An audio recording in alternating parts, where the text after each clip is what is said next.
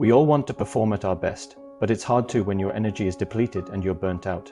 Let's explore how to stay energized throughout the day so you can reach peak performance. We'll also look at simple science-based strategies that will help you manage your time effectively.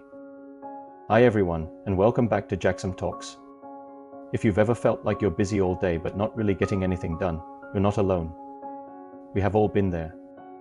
We tackle our to-do lists, but at the end of the day, it feels like we've just been spinning our wheels. But what if I told you there's a way to unlock your peak performance by simply understanding when you are most efficient? So today, we're going to dive into the art of efficiency planning. We're not just talking about putting tasks on a calendar. We are talking about strategically placing your most important work, your light attention tasks, and even your exercise to perfectly align with your body's natural energy cycles. This isn't about working harder. It's about working smarter, so let's get into it. The first concept we need to understand is our personal energy rhythm. Think of your energy throughout the day like a bell curve. We'll start with time of day. Your energy levels naturally fluctuate throughout the day due to your circadian rhythm. This internal biological clock controls sleep-wake cycles in addition to other important functions in your body. So when it comes to managing your time effectively, it's important to understand your circadian rhythm and work with it, not against it. For most people, your energy and focus peak in the late morning, around 9 or 10 a.m., then again to a lesser extent in the early afternoon. You then have natural dips, especially right after you have eaten your lunch. The key is to stop fighting this natural rhythm and start planning around it instead. Let's break down these two main types of work activities: deep attention workflow and light attention workflow. Deep attention tasks. These are the tasks that require your full, undivided concentration. Think writing a report, coding a complex project, or brainstorming a new strategy. These are the tasks that move the needle on your biggest goals. Light attention tasks. These are the necessary but less demanding activities. Answering emails, scheduling meetings, filing documents, or making phone calls. They're important, but they don't require the same level of mental horsepower. The biggest mistake we make is when we try to do deep work when we are in a low energy state. It's like trying to run a marathon on an empty tank. So here is a breakdown of how to plan using these principles. The first thing you want to do is identify your peak energy window. For me, that's usually from 7 a.m. to 11 a.m. This is my deep work block. I try not to check emails. I try not to take calls. I don't let notifications distract me.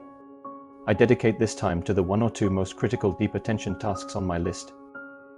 Example of a schedule: 7 a.m. to 8 a.m., routine and light attention. I start with the workflow warm-up. This is where I check emails and quickly plan my day. I'm not diving deep yet. I'm just getting my bearings and cross-checking my priority tasks.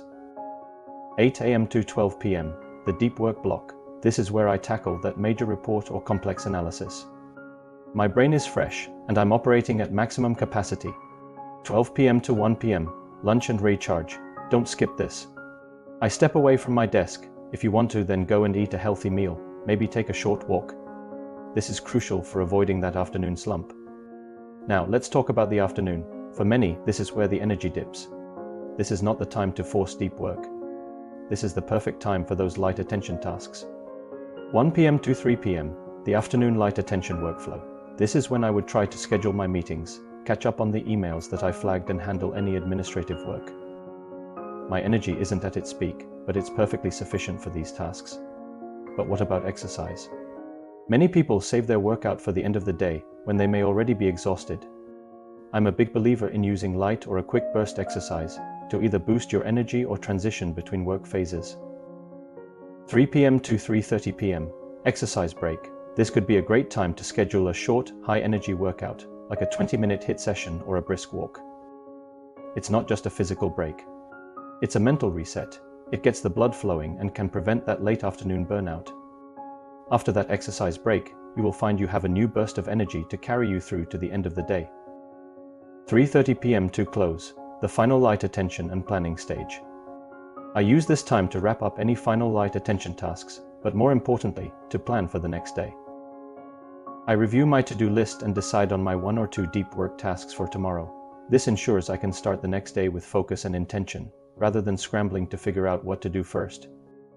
But wait, there's more. There is another powerful way to boost productivity and achieve peak performance. It all starts with understanding how your body reacts under the energy equation. This simple formula reveals how different factors influence your energy levels and provides a framework for effective time management. On the left side of the equation, we have the input factors: rest, nutrition, and exercise. On the right side, we have the output factors: stress, anxiety, and willpower. The middle section represents the present moment, your current state of mind. The goal is to keep the output factors to a minimum while maximizing the input factors. When you achieve this balance, you'll have the energy you need to stay productive and focused for the whole day.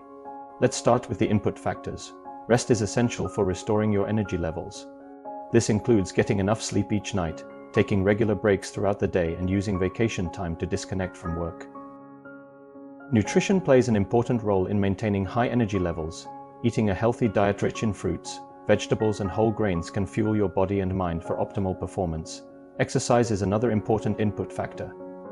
Regular physical activity can boost your energy levels, improve your mood, and increase your focus.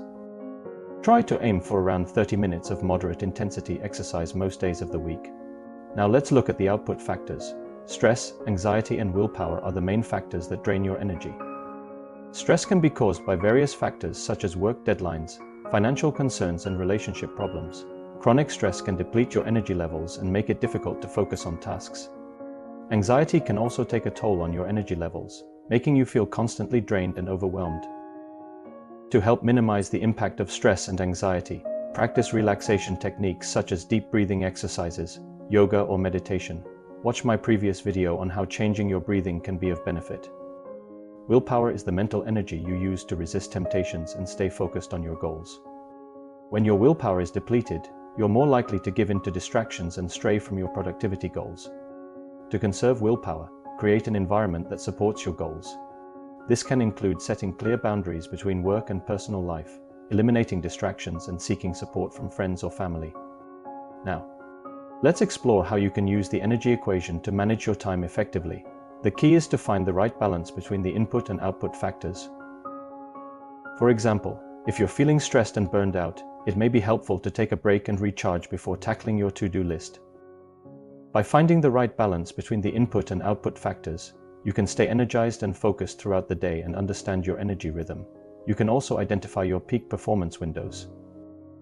Following these steps, you can take control of your energy levels and work towards a more balanced and fulfilling life. The idea is to work smarter, not harder, and get more done while feeling less stressed and more energized. By planning your day around your unique energy and focus cycles, this will help manage your time, where you are not just being busy but start to be truly productive. Find what works for you and stick to it. By understanding your energy flow and using the energy equation to your advantage, you can achieve peak performance and make the most of every day. If you have found this video helpful, can I ask you a big favor? Now in return, I will make you a promise. If you subscribe, I will endeavor to continue to improve the quality and the content of my videos. So hit that like button, subscribe so you don't miss my future videos, and share it with friends who may benefit from the message. Let me know in the comments what your personal peak work time is. Have you ever thought to structure your day this way? Thanks for watching, and I will see you on the next one.